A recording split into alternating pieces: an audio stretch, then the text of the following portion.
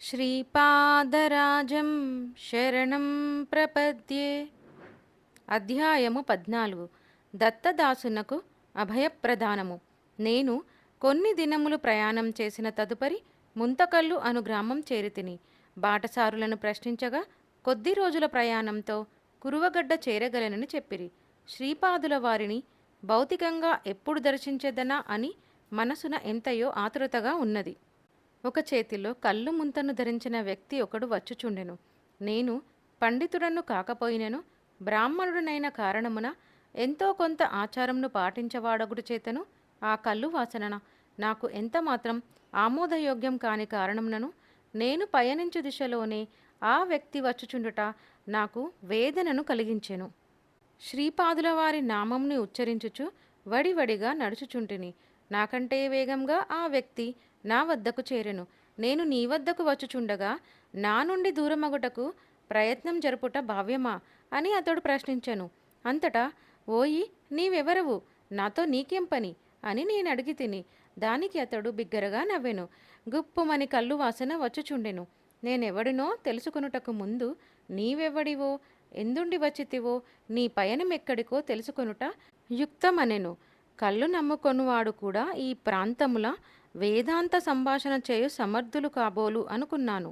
దారిన బోవు వారందరినీ అతడు బిగ్గరగా పిలిచి తన వద్దకు రమ్మనెను. అంతలో కొంత గుంపు అచట చేరింది. ఆ కళ్ళు అమ్ముకున్న వ్యక్తి, అయ్యా, నేను ఈ ప్రాంతంలో కళ్ళు తీసుకొని అమ్ముకొనువాడను, ధర్మబద్ధంగా జీవించువాడను. నాకు తాటి చెట్టే కల్పవృక్షం.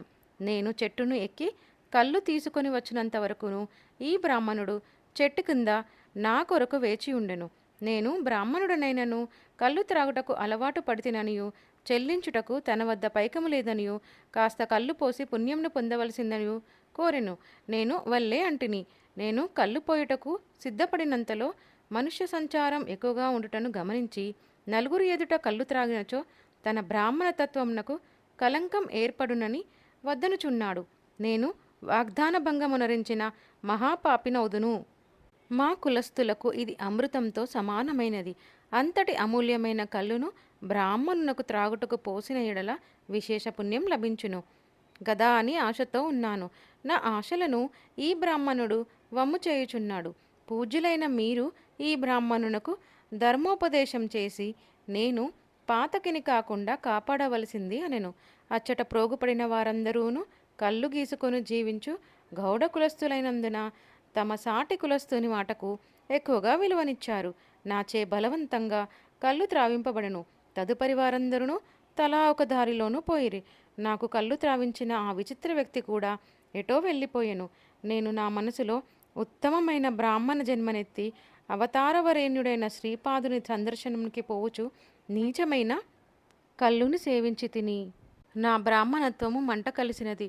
పరమ పవిత్రులైన శ్రీపాదుల వారి ముఖమును ఎలా చూడగలను? నా కర్మ ఇలా కాలింది. విధి బలీయమైనది. నా నుదుట ఈ రకంగా వక్రలిపిని లిఖించయుండా మరో విధంగా ఎలా జరుగును అని కుమిలిపోసాగి తిని. నాకు అడుగులు తడబడసాగెను. నా ముఖం నుండి దుస్సహమైన కళ్ళు వాసన వచ్చుచుండెను. శరీరమున కొంత మైకం కమ్మింది.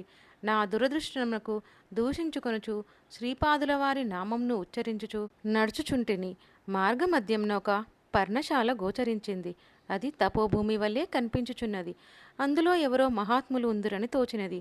మహాత్ముల దర్శనంనకు నేను అయోగ్యుడునని భావించి తిని ఆ పవిత్ర తపోభూమిలో అడుగుడిటకు నా మనసుకు అంగీకరింపలేదు.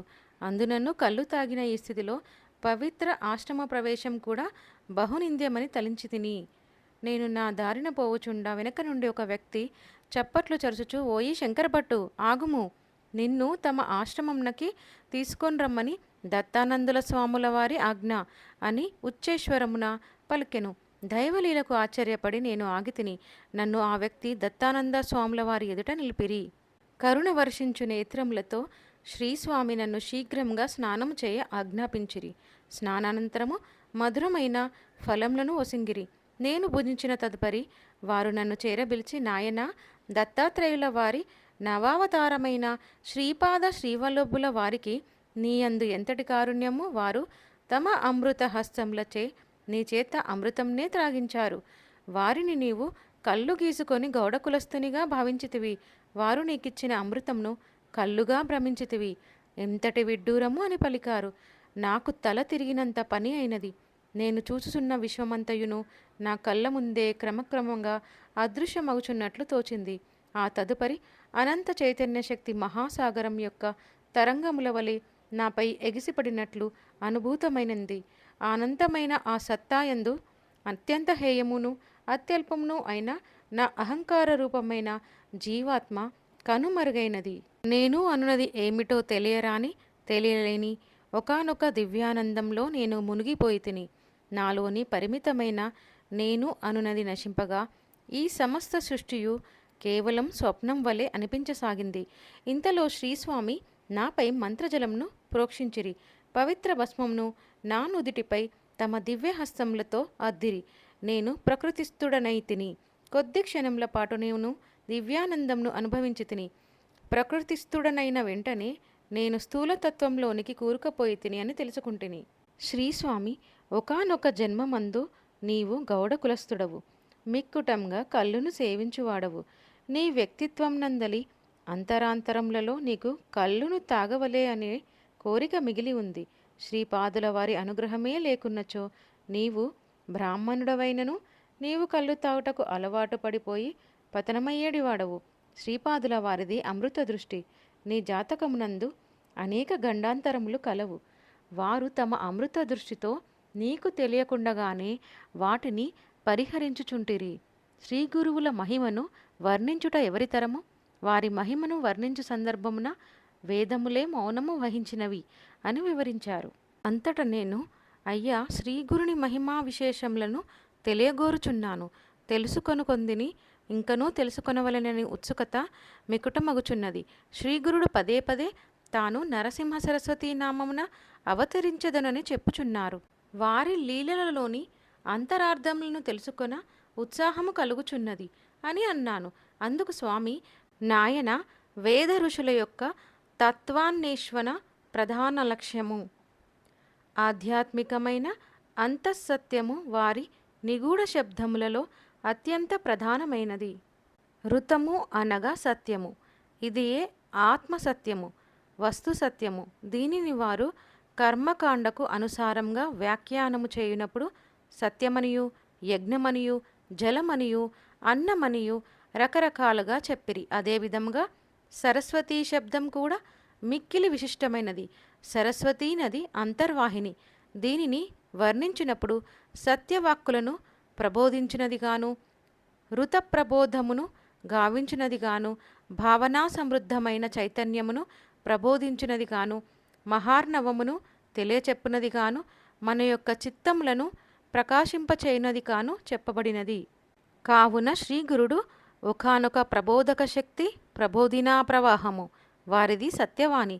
మన చిత్తములను వారు తేజోవంతమునరించెదరు. పరమసత్యమును అంతర్జ్ఞానమును వారు మనలో నెలకొల్పుదురు. వేదమునందు యజ్ఞమనునది అంతఃప్రవృత్తికి బాహ్య చిహ్నము. యజ్ఞముల ద్వారా మానవులు తమకు చెందిన దానిని దేవతలకు అర్పించెదరు. దానికి ఉపకారముగా దేవతలు వారికి గోగణములను, అశ్వములను ఇచ్చెదరు.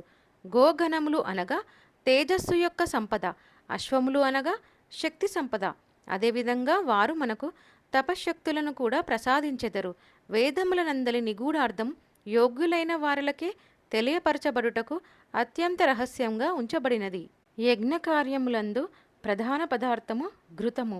దీనికి వాక్యార్థమును చూసిన ఎడల వెన్న కాసిన నెయ్యి అయితే ఘృత శబ్దమునకు దీప్తి అని మరొక అర్థం ఉంది.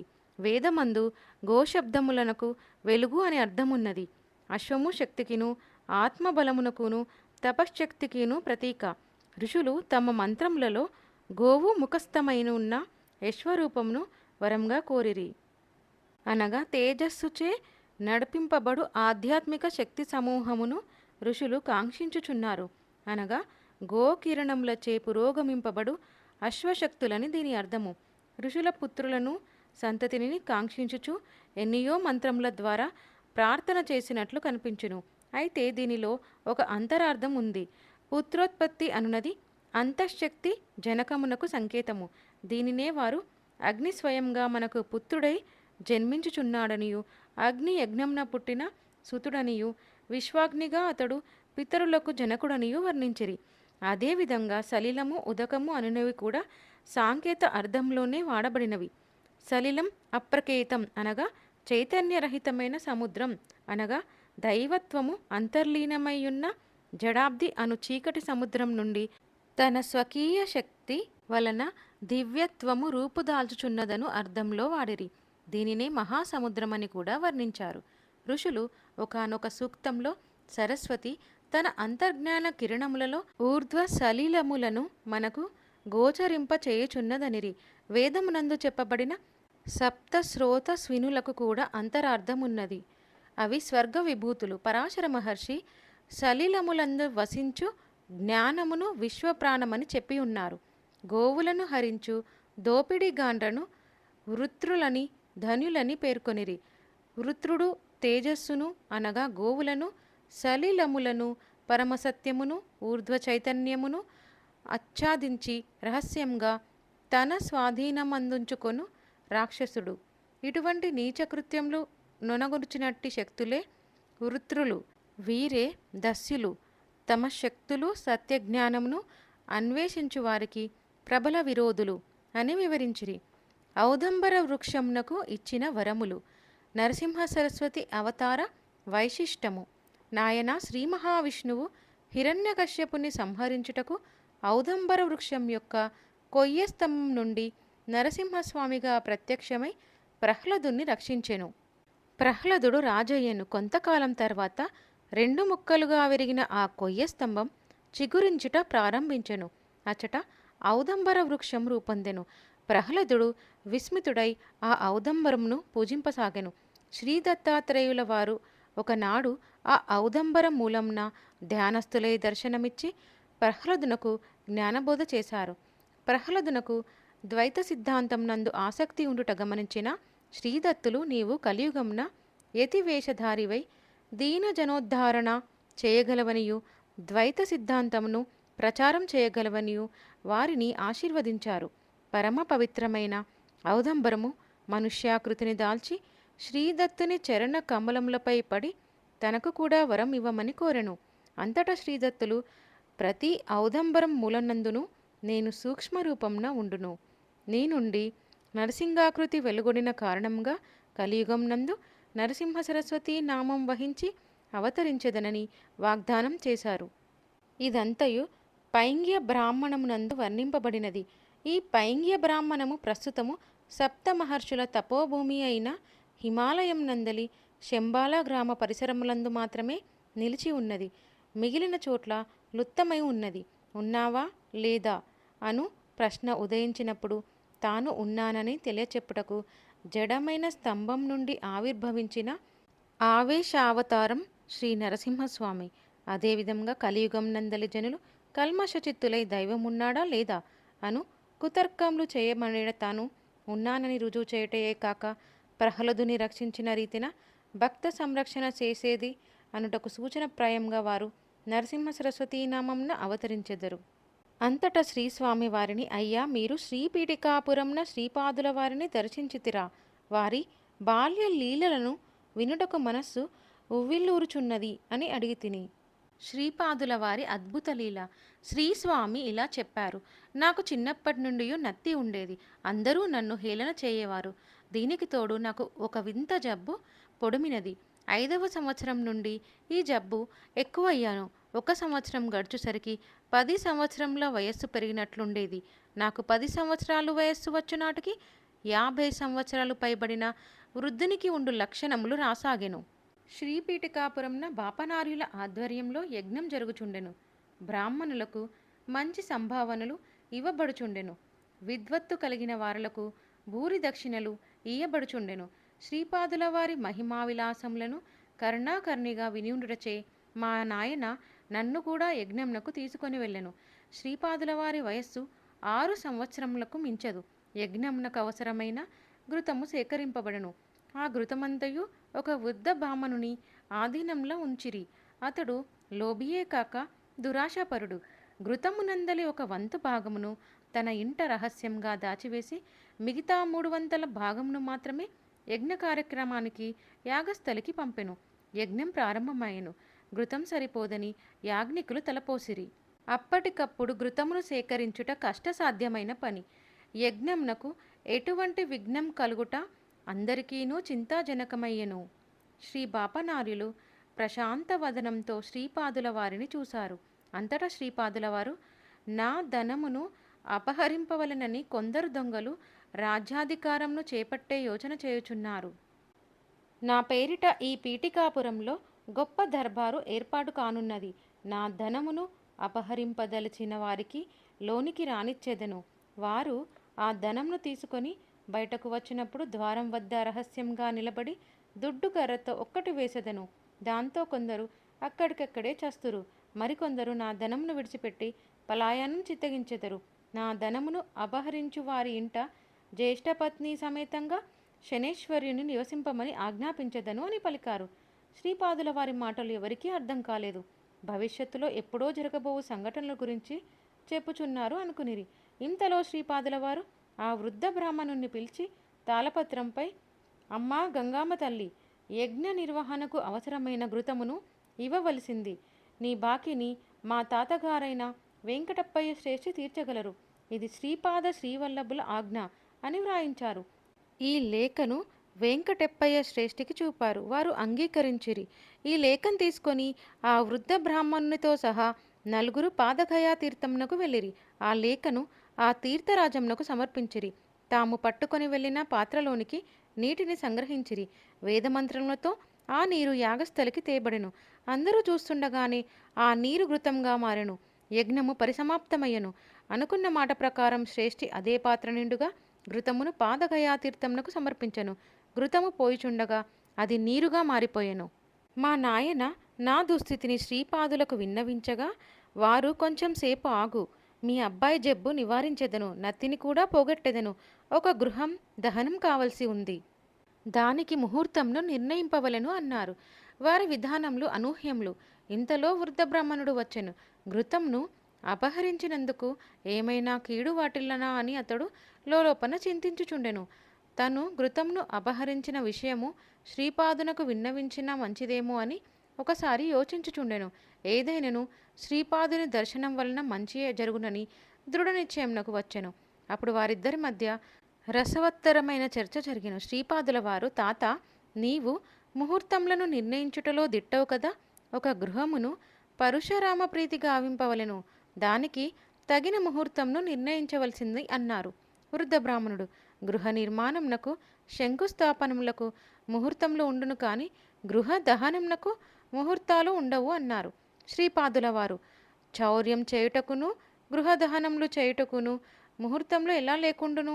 వృద్ధ బ్రాహ్మణుడు, అటువంటి ముహూర్తములున్నట్లు నేను వినలేదు. ఒకవేళ అటువంటివి ఏమైనా వర్జ్యములు, దుర్ముహూర్తములు వంటి వర్జిత సమయంలో జరుగునేమో తెలియదు. శ్రీపాదుల వారు, అయిన ఎడల ఇప్పుడు అటువంటి వర్జిత సమయం ఏమైనా జరుగుచున్నదా? వృద్ధ బ్రాహ్మణుడు, ఇప్పుడు ఖచ్చితంగా అటువంటి సమయమే జరుగుచుంది. శ్రీపాదుల వారు, తాత, ఎంత శుభవార్త చెప్పారు. పరమ పవిత్రమైన యజ్ఞం కోసం సేకరింపబడిన ఘృతమును ఒక ధూర్తుడు అపహరించెను. అగ్నిదేవునికి ఆకలి తీరలేదు. ధర్మబద్ధంగా తనకు చెందవలసిన ఘృతంతో పాటు ఆ ఇంటిని కూడా దహనం చేసి ఆకలిని తీర్చుకొనుచున్నాడు. అగ్నిదేవుడు ఆనందంతో గంతులు వేయుచున్నాడు. శ్రీపాదుల వారి ఈ మాటలు విన్నంతనే ఆ వృద్ధ బ్రాహ్మణుని ముఖము వివర్ణమాయను. కొంతసేపటిలో అతని గృహము భస్మీపటలమయ్యను. భస్మం గావింపబడిన గృహం నుండి భస్మంను తీసుకొని రావాల్సిందని ఆ వృద్ధ బ్రాహ్మణుని శ్రీపాదుల వారు ఆదేశించారు.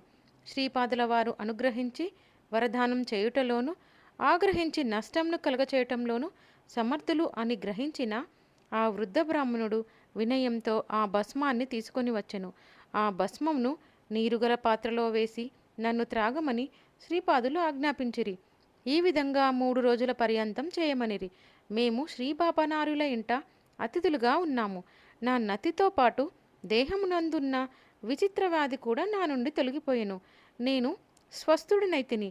శ్రీపాదుల వారు తమ దివ్య వరదహస్తమును నా మస్తకంపై ఉంచి శక్తిపాతం చేసి ధన్యుణ్ణి చేసి, ఈనాటి నుండి నీవు దత్తానందుడన పేర ప్రసిద్ధుడు అయ్యవు కాక, గృహస్థాశ్రమం స్వీకరించి లోకులకు ధర్మబోధ చేసి తరించెదవు కాక అని ఆశీర్వదించారు. తదుపరి శ్రీపాదుల వారు, ఓయి నీవును ఈ వృద్ధ బ్రాహ్మణుడును పూర్వజన్మమున కలిసి వ్యాపారం చేసేవారు. వ్యాపారం నందు వైషమ్యములు పొడిమి ఒకరికొకరు హననం చేసుకోవటానికి ప్రయత్నించుచుండిరి. ఒకరోజు ఈ వృద్ధ బ్రాహ్మణుని ఇంటికి వచ్చి ప్రేమతో పాయసంను త్రాగించితివి. ఆ పాయసం నందు నీవు విషంను కలిపిన విషయం తెలియక ఆ వృద్ధ బ్రాహ్మణుడు ఆ పాయసమును త్రాగి మరణించెను. నీకు తెలియకుండా ఆ వృద్ధ బ్రాహ్మణుడు అదే సమయంన కొందరు కూలీ వాళ్ళని ఉపయోగించి నీ గృహానికి నిప్పంటించెను. నీ గృహము కాలి బూడిద అయ్యెను. గృహమునందలి నీ భార్య కూడా సజీవ దహనము అయ్యెను. ఇంటికి వచ్చిన నీవు సర్వస్వంను కోల్పోయుండుటగాంచి గుండె నొప్పితో మరణించితివి. నీవు గతంలో విషప్రయోగం చేసిన కారణంన ఈ జన్మలో ఈ వింత వ్యాధికి లోనైతివి. నీ గృహమును పూర్వజన్మమున ఆ వృద్ధ బ్రాహ్మణుడు దహనం చేయించిన కారణంన అతని గృహము ఈ జన్మలో భస్మీపటలం గావింపబడింది. మీ ఇరువురిని కర్మబంధంల నుండి నా ఈ లీల ద్వారా విముక్తులను చేసి తిని అని పలికారు. శ్రీపాదుల వారి అనుగ్రహంని పొందిన నేను ఇంటికి తిరిగి వచ్చి తిని వేదశాస్త్రములందు పండితుడనైతిని. ఆ వృద్ధ బ్రాహ్మణునకు శ్రీ నరసింహవర్మ నూతన గృహంని నిర్మించి ఇచ్చెను.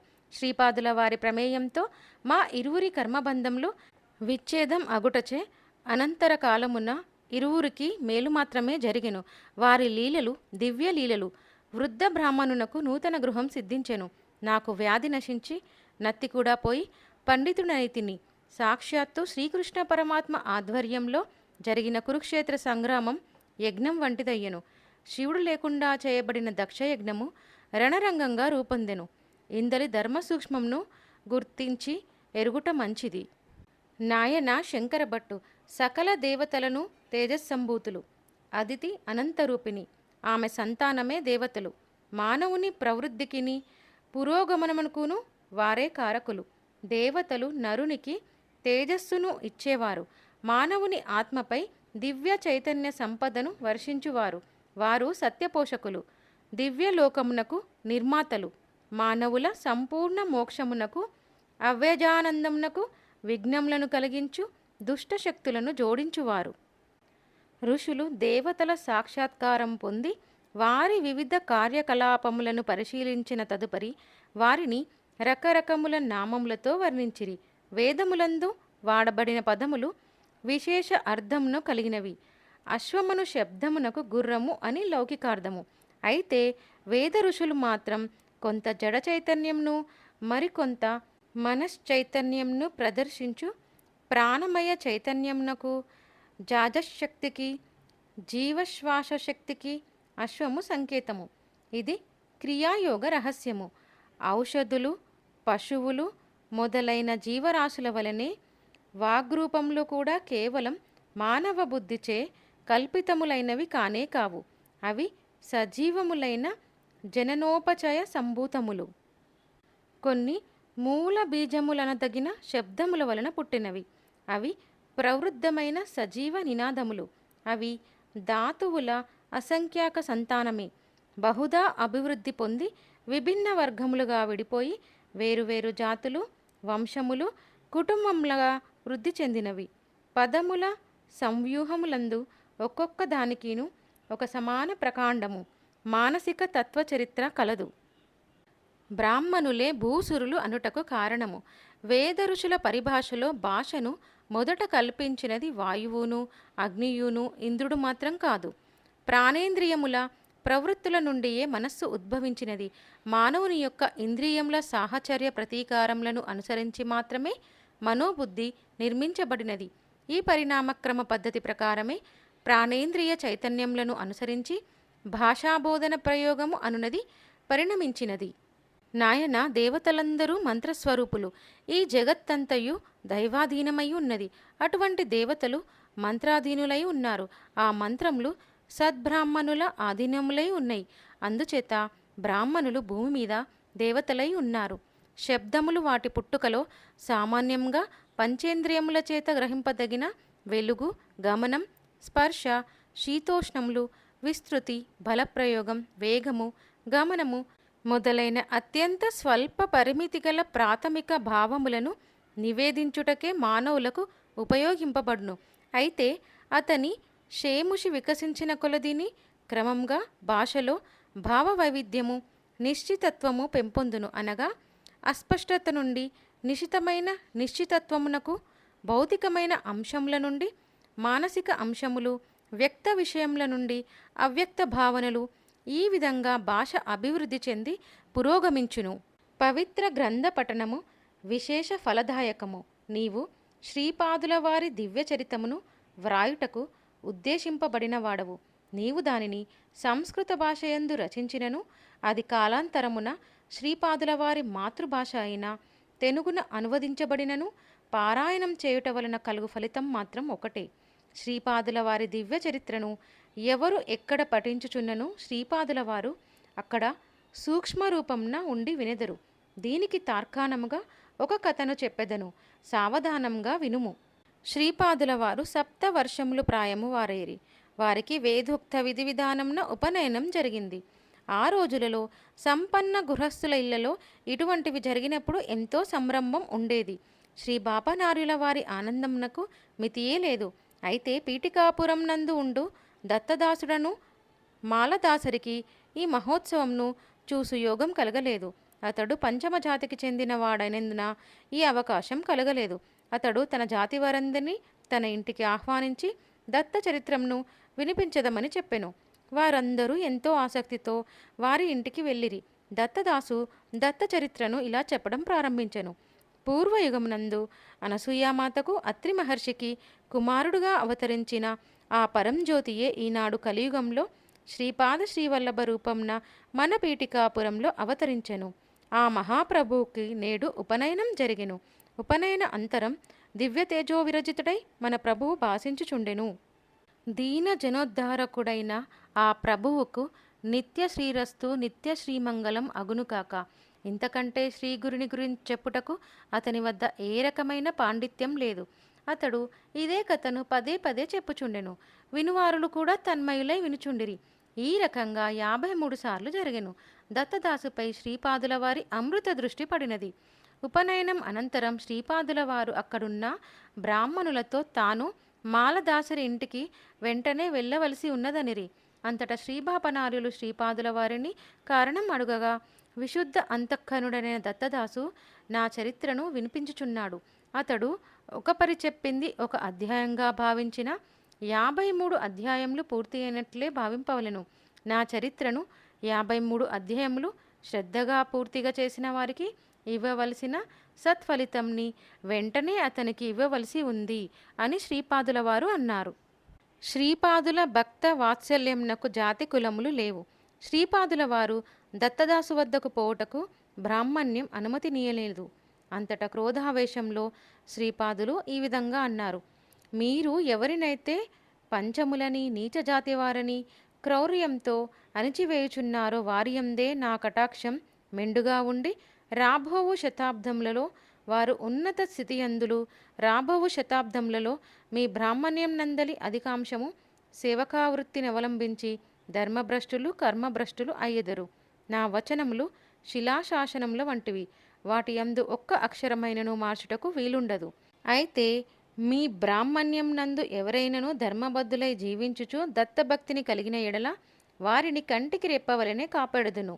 శ్రీపాదుల వారి క్రోధావేశమును జననీ జనకులు శాంతింప ప్రయత్నించిరి. కొంతసేపటికి శ్రీపాదుల వారు శాంతులై మౌనంను అవలంబించిరి.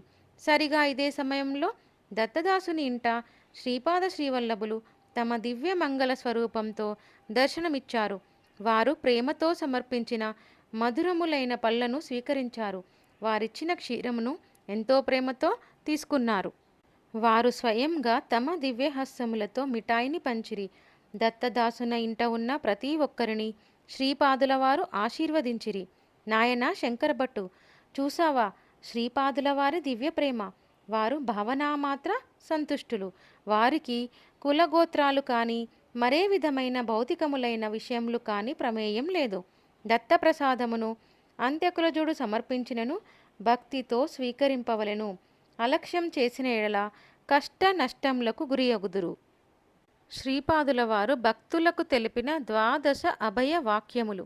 శ్రీపాదుల వారు దత్తదాసుని ఇంట పలికిన వచనములను శ్రద్ధగా ఆలకింపుము. నా చరిత్ర పారాయణము చేయబడు ప్రతి చోట నేను సూక్ష్మ రూపంన ఉందును. మనోవాక్కాయ కర్మలచే నాకు అంకితమైన వానిని నేను కంటికి రెప్పవలే కాపాడుచుండును. శ్రీపీఠికాపురమున నేను ప్రతినిత్యము మధ్యాహ్న సమయమున భిక్ష స్వీకరించెదను. నా రాక దైవ రహస్యం.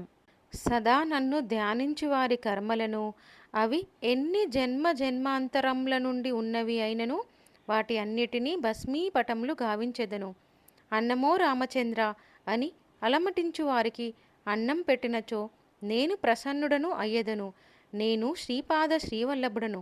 నా భక్తుల ఇంట మహాలక్ష్మి తన సంపూర్ణ కలలతో ప్రకాశించును. నీవు శుద్ధాంత కరుణడవేని నా కటాక్షము సదా నీయందు ఉండును. నీవు ఏ దేవతా స్వరూపంను ఆరాధించినను, ఏ సద్గురువును ఆలంబనముగా చేసుకొన్నను నాకు సమ్మతమే. నీవు చేయు ప్రార్థనలు అన్నియును నాకే చేరును. నీవు ఆరాధించు దేవతా స్వరూపం ద్వారాను, నీ సద్గురువు ద్వారాను నా అనుగ్రహమును మీకు అందచేయబడును. శ్రీపాద శ్రీవల్లభుడనిన పరిమితమైన ఈ నామరూపం మాత్రమే కాదు, సకల దేవతా స్వరూపములను సమస్త శక్తులను అంశాలుగా కలిగిన నా విరాట్ స్వరూపమును అనుష్ఠానం ద్వారా మాత్రమే నీవు తెలుసుకొనగలవు. నాది యోగ సంపూర్ణ అవతారము. మహాయోగులు, మహాసిద్ధ పురుషులు సదా నన్ను ధ్యానించెదరు. వారందరూ నా యొక్క అంశలే. నీవు నన్ను ఆలంబనముగా చేసుకున్న ఎడల నేను నీకు ధర్మ మార్గమును, కర్మ మార్గమును బోధించెదను. నీవు పతితుడు కాకుండా సదా నేను కాపాడెదను. శ్రీపాద శ్రీవల్లభులకు జయము జయము.